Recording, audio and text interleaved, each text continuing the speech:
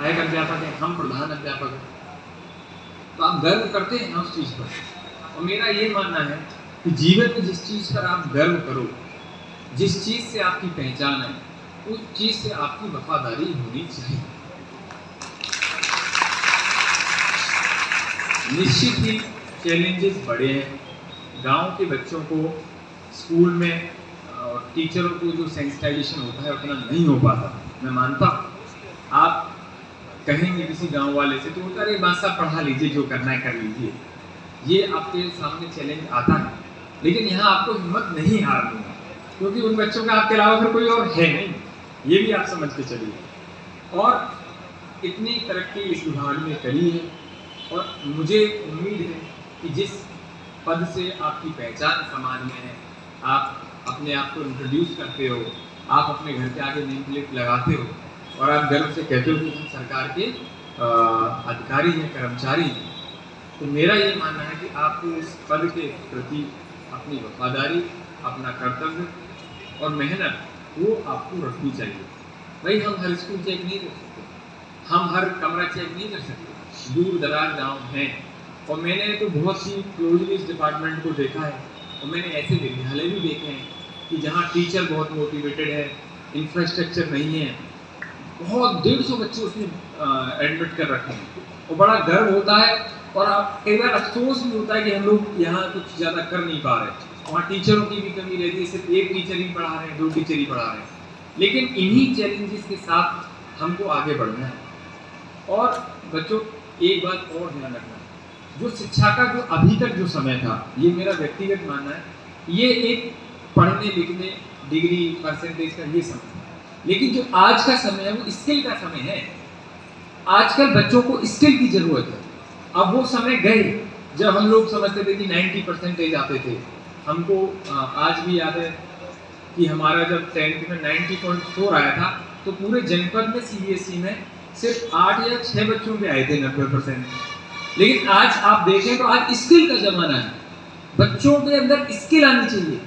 और जो ये आपका TLM मटेरियल है और जो आज ये हम लोग प्रोग्राम कर रहे हैं नवाचार का, ये आपका डायरेक्ट रिलेट करता है बच्चों में स्किल इम्पार्ट करने का।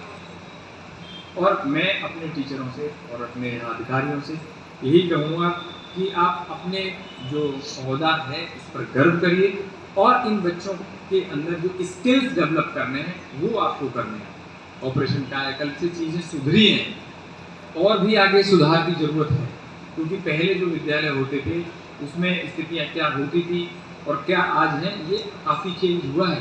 तो मैं अभी अध्यापकों से ये भी अनुरोध करूँगा कि आप अपने व्यक्तिगत प्रयास से भी, क्योंकि वो आपका पूजा का घर है विद्यालय, जो आपकी आधी जो नौकरी है, मतलब जो एक तरीके से 30-35 साल की नौकरी होती है, उसमें आपको आधे दिन तो वही गुजारने हैं। उसको साफ सुथरा, उसको एक ऐसे माहौल में रखेंगे, आप भी बहुत अपना गर्व करेंगे।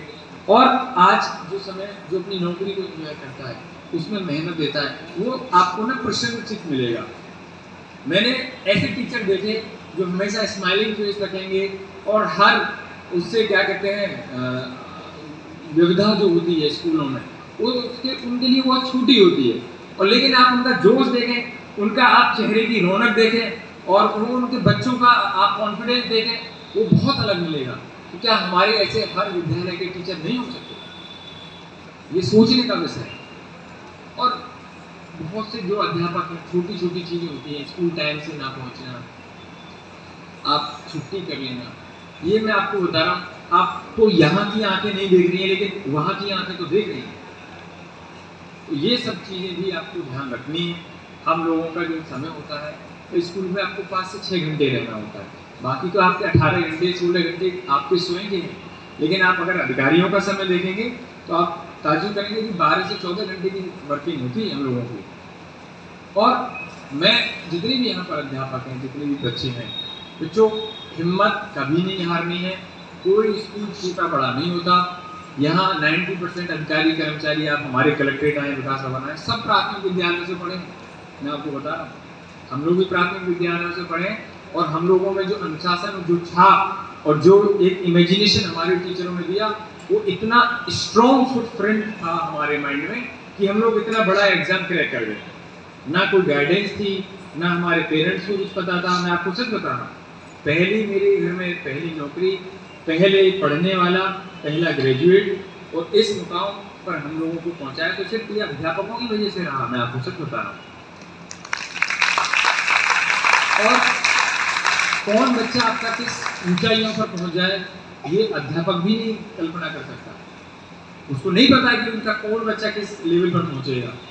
तो यही चीज़ें ध्यान रखनी है। और मैं इसलिए डायरेक्ट कनेक्ट होता हूँ बच्चों से और टीचरों से कि ये चीज़ें जो होती हैं मैंने अपने जीवन में स्वतः महसूस की है। और ये जो प्रोग्राम हुआ है, बहुत अच्छा प्रोग्राम कराया, नवाचार वाला। ये आज के समय की मांग है, डिमांड है। वो समय गया, अब परसेंटेज वाला, अब स्किल का समय है। अच्छे अच्छे टीचर नए नए स्किल सीखें और बच्चों को दें, और वास्तव में आप लोग भी अपनी नौकरी को एंजॉय करें। और जो टीचर लड़ाई झगड़े इसमें उसमें ये रहते हैं ना, फिर मैं आपको बता रहा हूँ, वो सिर्फ दुखी ही रहते हैं अपनी नौकरी में। और वो न बच्चों का भला कर पाते हैं, ना वो खुद अपने जीवन में कुछ भला कर पाते हैं, और वो उसी कुंठित और उसी एनवायरनमेंट का वो शिकार हो जाते हैं, और उसी में वो रिटायर होकर चले जाते हैं। और लेकिन वहीं हम लोग ऐसे टीचर भी देखते हैं कि जो इस विभाग के लिए इतना कर रहे हैं कि उनको कोई सैलरी से भी मतलब नहीं है। मैं आपको सच बता रहा हूँ। और वो उसको एंजॉय करते हैं और बच्चों को देते हैं, और वो सबसे बड़ी ब्लेसिंग कमा रहे हैं।